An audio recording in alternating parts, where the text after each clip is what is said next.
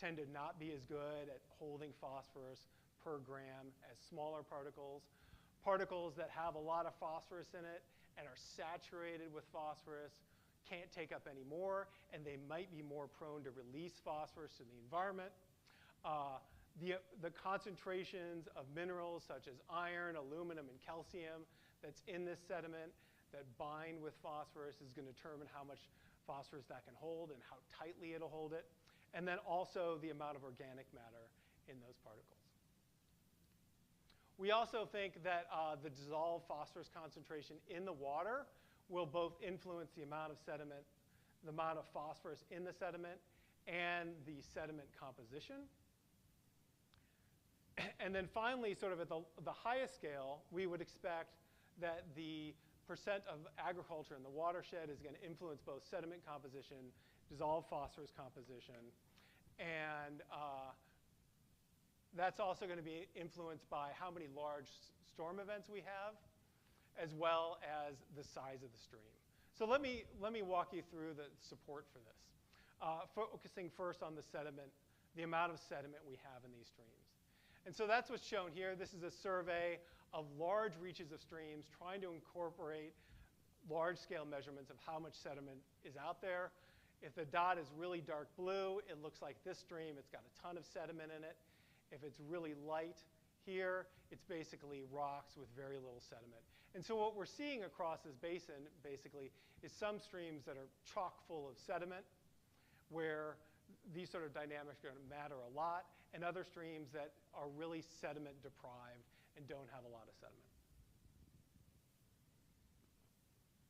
And we expect that what determines how much sediment there is going to be determined by the amount of erosion in the landscape, as well as factors like big pools that determine whether or not water slows down and sediment sinks to the bottom. If we move up here to the dissolved phosphorus concentration influencing sediment P mass, we see this pretty strong relationship between sediment phosphorus and stream water dissolved phosphorus concentration across the sites that Devin focused on, indicating that in streams with a lot of phosphorus in them, except for that one, our most extreme one, of course, but overall across these, streams with a lot of phosphorus in it also tend to have sediment that has a lot of phosphorus in it. That's because that sediment is being influenced by the amount of phosphorus in the water column. So across all of these sites, are they a source for phosphorus or are they a sink for phosphorus? And the results from this study basically show us that it's mixed and it's complicated. So what's shown here, each point is one of the sites. If the point is red, then phosphorus is going from the water column into the sediment. If the site is blue, the point is blue, then phosphorus is coming out of the sediment into the water column. And so what we see here is you see more, this is 2019, you see more red dots than blue dots here, indicating that at the majority of these sites, but not all of them, the sediment is a phosphorus sink. And then the other thing that I would point out is we see more of these blue dots north of the Maumee River than south of the Maumee River, likely associated with the sort of soils we have up there. That's 2020. The other point I want to make here is that the condition of the sediment and whether it's taking up phosphorus or releasing it varies between years, right? So if we go back and forth, maybe just watch these sites north of the Maumee River, you see that some of them are switching from a source to a sink depending upon the year. So the last thing I want to focus on here is sediment composition and how that's influencing whether it's a source or a sink. And what we're seeing essentially is that the likelihood that a site will be a phosphorus sink is strongly related to its composition. So sites with large particles tend to be, I'm sorry, that's a mistake.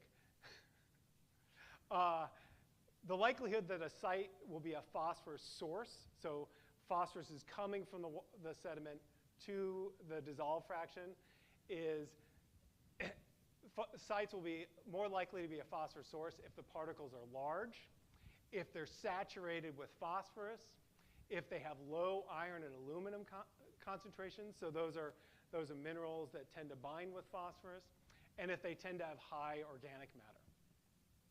And if we just sort of focus in on phosphorus saturation here and go up to the highest level, what we see is that phosphorus saturation, obviously it's influenced by sediment size.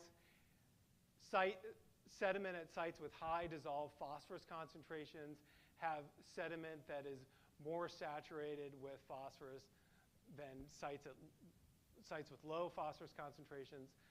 Sediment at sites with a high level of agriculture in the watershed tends to have more saturated sediments. And then the phosphorus saturation also varied with stream size, but only in 2021, not in 2019. So what we're seeing here basically is, or we're beginning to understand, is this very complicated picture that these sites are not phosphorus sources or sinks, but they're responding to the amount of phosphorus in the water that's being influenced both by agriculture, climatic conditions, where those sites are within the watershed. And then also the composition of those sediments. And ultimately what we're trying to do here is take this and try to scale this up and build larger statistical models that will help us predict when and where these sites will be releasing or absorbing phosphorus.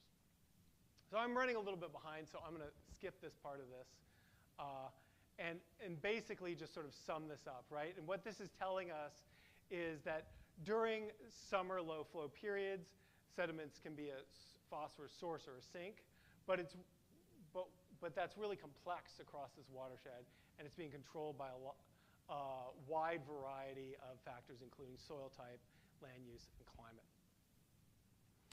I also really want to point out that we're only measuring a part of the phosphorus cycle, and we could be missing parts of that where, particularly related to places where there may be low oxygen environments, deep in sediments that become anoxic or lose oxygen, or also in streams that lose oxygen and have a lot of phosphorus release. So there's a lot more work that needs to be done here to understand what's happening under these low flow environments.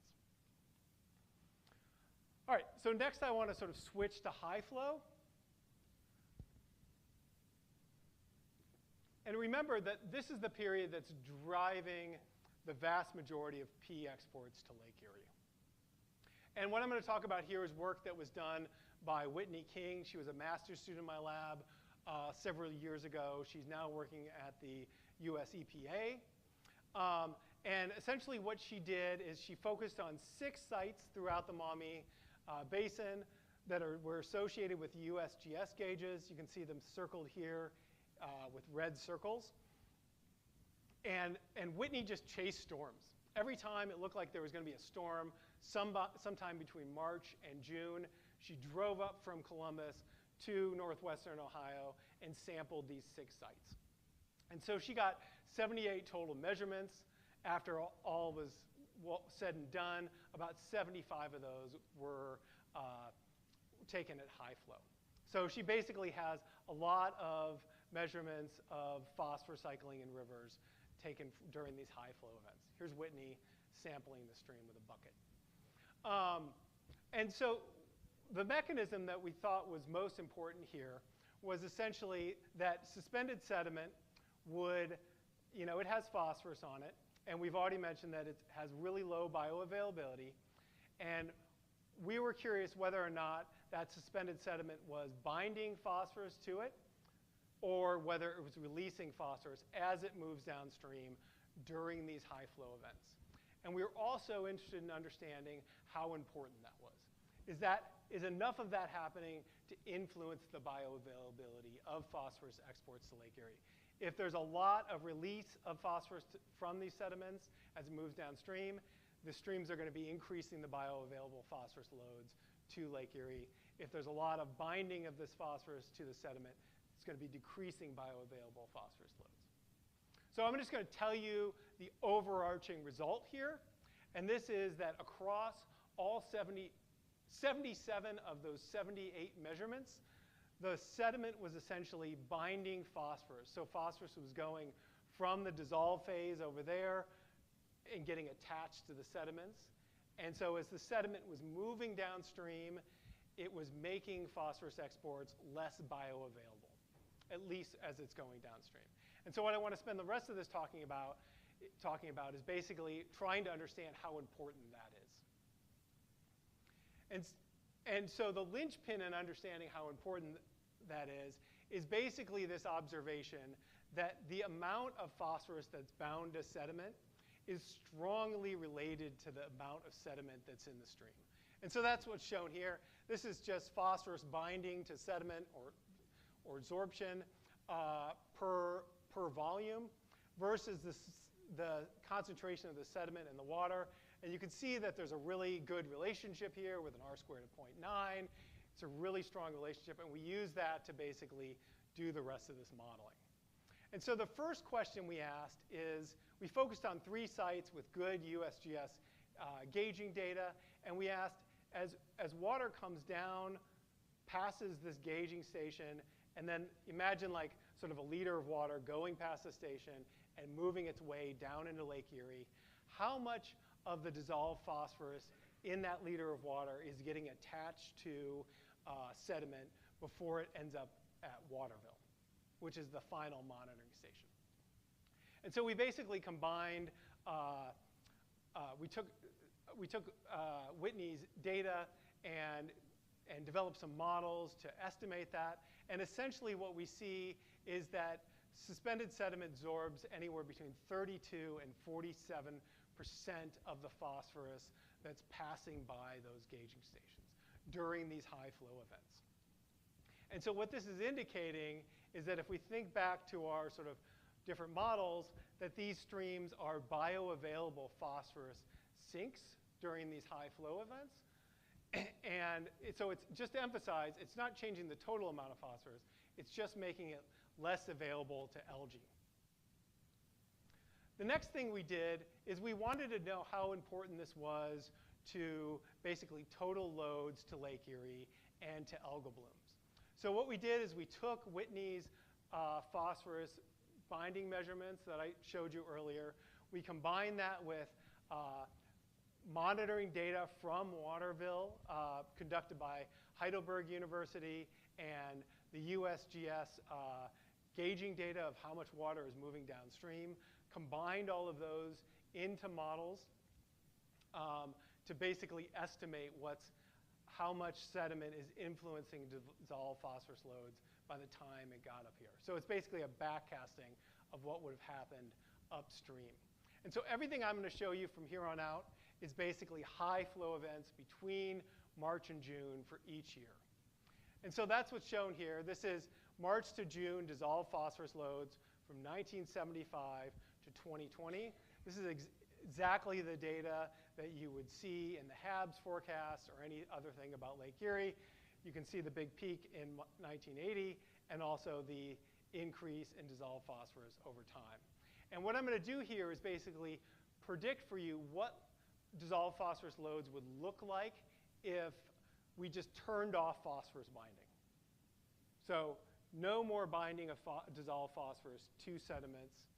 We see that I'm going to focus on this last part, 2003 to 2020 first. What we see is basically that basically sediment absorption or binding is decreasing dissolved phosphorus concentrations by about 23%. And so what this means that if we fit these into models of algal blooms that are used for the HABS forecast, for example, in the absence of this sort of in-stream processes, the blooms would actually be 40% larger, right? So these in-stream processes are actually really, really helping us. They're a phosphorus sink, and they're decreasing the impact of these blooms. And so we can sort of revise this model, and we know that there's 222 metric tons of phosphorus coming out to Lake Erie. This basically predicts that there's about 303 metric tons of phosphorus dissolved phosphorus coming off the land and far less sediment phosphorus than we're predicting. So next, if we sort of go back through this, what you'll notice is that the change between what we observe and what we predict without phosphorus binding is much larger before 2003 than after 2003. On average, it's basically twice as high. And so why is that? If we look at suspended sediment concentrations, that hasn't changed over time. So this is suspended sediment load versus year from 1975 to 2020. You don't see any changes. But we know that we've seen big changes in discharge in the Maumee River. So this is discharge over the same period. You can see that basically it's been increasing since the mid-90s. So if we build a model that accounts for the influence of discharge on suspended sediment, what we see is that the amount of suspended sediment has been decreasing over time. And so what this shows is basically suspended sediment load over time for high discharges down to very low discharge years. And so during the highest discharge years, we see that there's been a big decrease in the amount of suspended sediment that's coming into the rivers. And so what this indicates is that that decline in phosphorus absorption in these streams over time, and in this has likely been caused by a decline in suspended sediment concentrations. And that's associated with changes in agricultural practices. So there's been a big movement over the last 40 years to basically use no-till approaches to reduce erosion from agricultural landscapes. And that's led to a big, successful decline in the amount of sediment pollution in our streams and rivers and in suspended sediment loads to Lake Erie. But it's also been associated with this change in in-stream processes that's leading to more dissolved phosphorus loads to Lake Erie. So this suggests this trade-off, right, between managing for sediment pollution and managing for harmful algal blooms. And so does this mean that we should start tilling our soils again, or that we should start dumping truckloads of sediments into the rivers? The answer is absolutely not, right? And I'll give you 3 or 4 reasons why. First, erosion is bad for soil health, and it's a source of particulate phosphorus to the lakes and downstream rivers. It's really bad for aquatic organisms. The health of many of the streams in northwestern Ohio has improved. We've seen sensitive fish species come back to many of these rivers because of these declines in sediment pollution. And also in many lakes, although not necessarily in Lake Erie right now, sediment can increase algal blooms because it's releasing phosphorus when we get downstream.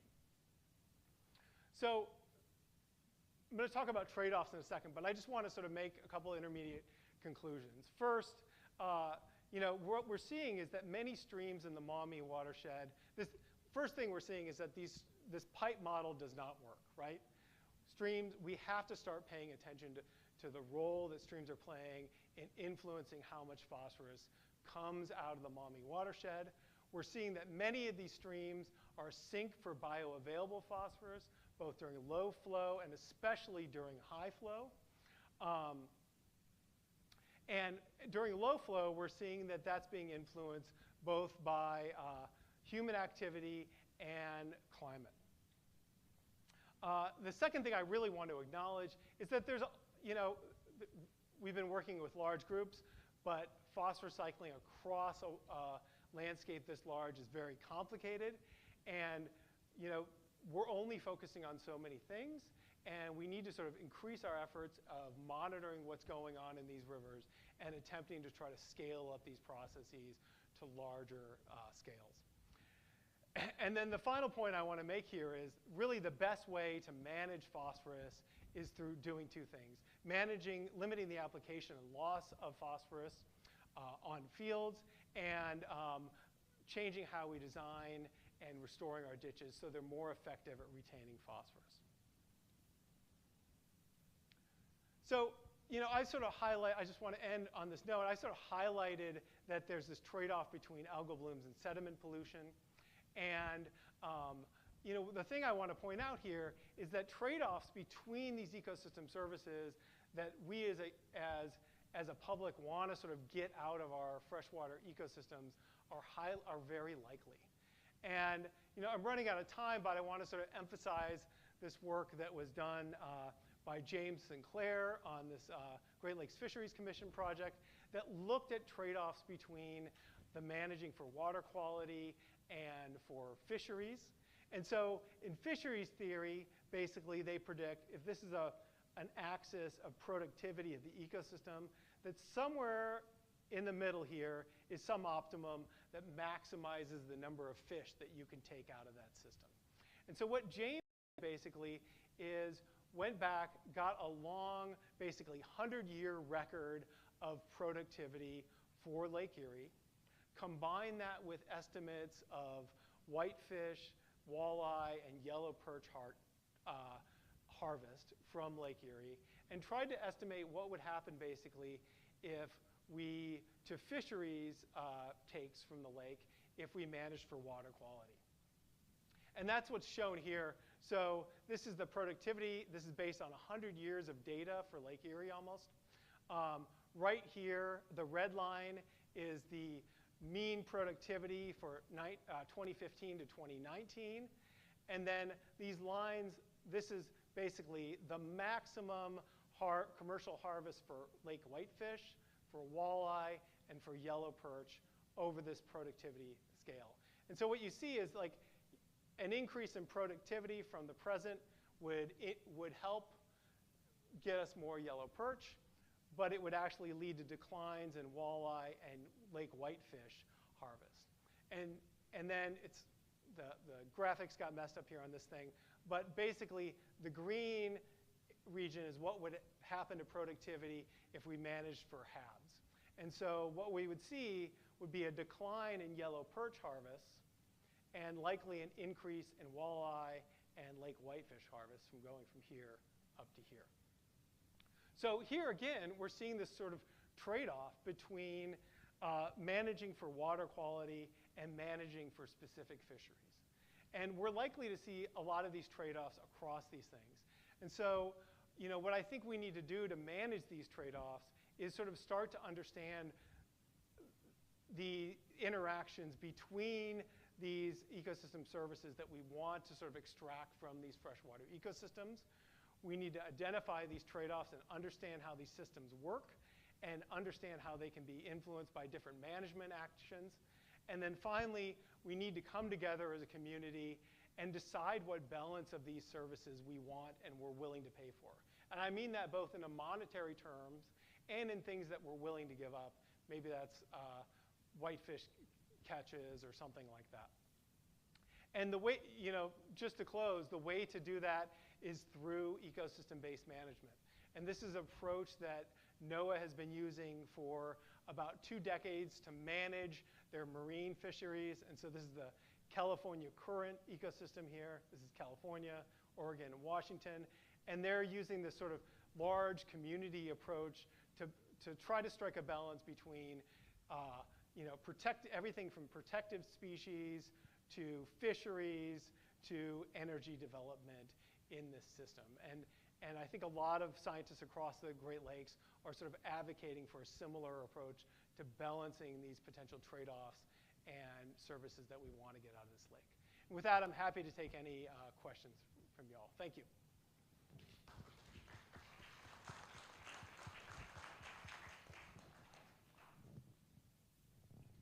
Yeah. Thank you. Thank you. That was very interesting. Oh, sorry. I noticed when you had your list of fellow scientists you're working with, I didn't see anybody from Indiana. Yeah. And Indiana has a large portion, several thousands of acres in the Maumee watershed. That's, well, actually, Tanya Williamson, who's at the USGS, is working right in Black Creek, which is right sort of in Indiana on the Ohio border. So we've been working with her, but you're right. There's a lot going on in Indiana, and we've sort of been restricted to Ohio because of our funding sources. Yeah, sorry. If total phosphorus is measured in the water column, will that include the presence of dissolved phosphorus in that sample? Yeah, so dissolved plus particulate phosphorus equals total phosphorus.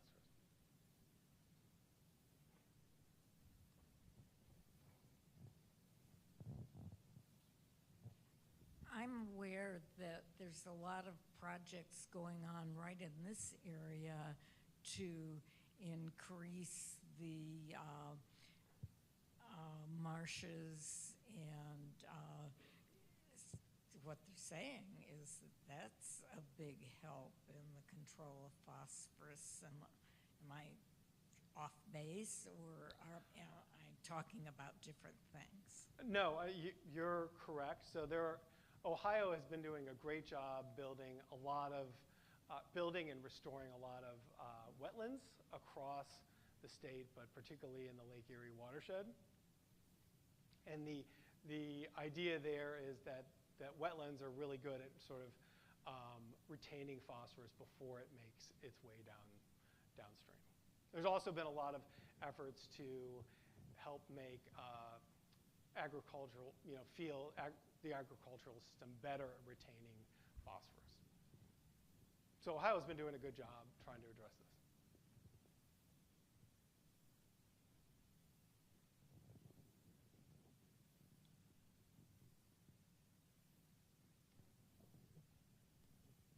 What role does temperature fluctuation play into that? Well, that's a good question. So it plays a big one. And that's because all of these processes that I'm talking about fundamentally have, maybe not all of them, but many of them have an exponential relationship with temperature. So a couple degree increase with temperature will increase the rate of a lot of these processes, both how quickly the sediment takes up phosphorus and also how quickly it releases the phosphorus back to the environment. I'd also highlight that the changes we're having in the size of our rainstorms related to climate change will also have a big influence on this as well.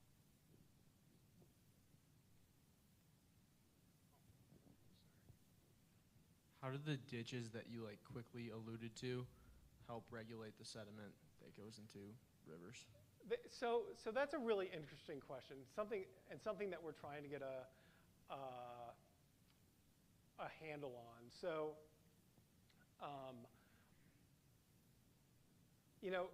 a fraction of those sites that I highlighted there could be considered ditches. They're basically, what we might think of as headwater streams at the top of the watershed. And they vary broadly in how much sediment they accumulate and what's going on in those systems as well. They also accumulate a lot of ditches accumulate a lot of sediment, and then it's basically scraped out of those ditches every 10 to 20 years. So it's likely that they're sort of a hotspot of these sort of dynamics, particularly during low flow periods. A lot of those wetlands I've seen that are built are dike cells, and they don't allow interaction between floodwaters getting into them. So they really don't serve the purpose of the old wetland. Have you guys looked at that? I think some of the later ones they started building, this would have been 5 years ago, allow if there's a real strong storm event that floodwater can get into it. Yeah, I haven't been involved in a lot of that wetland work. I know they had a wide variety of types of wetlands that they were using, and some basically would overflow from the rivers into there and let water get into there. Others were more disconnected from stream flow or something like that, but intercepting it on the way. I think there was a lot of effort just to build as many of these as possible, using the places in the landscape where it was possible to build them. Yeah, the worst thing about it is you got these dike streams, these conduits,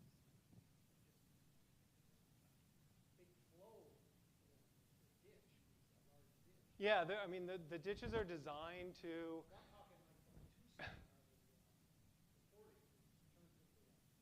it's channelized, yeah. Yeah, and those aren't as effective at retaining phosphorus as, more complicated streams with floodplains and stuff like that.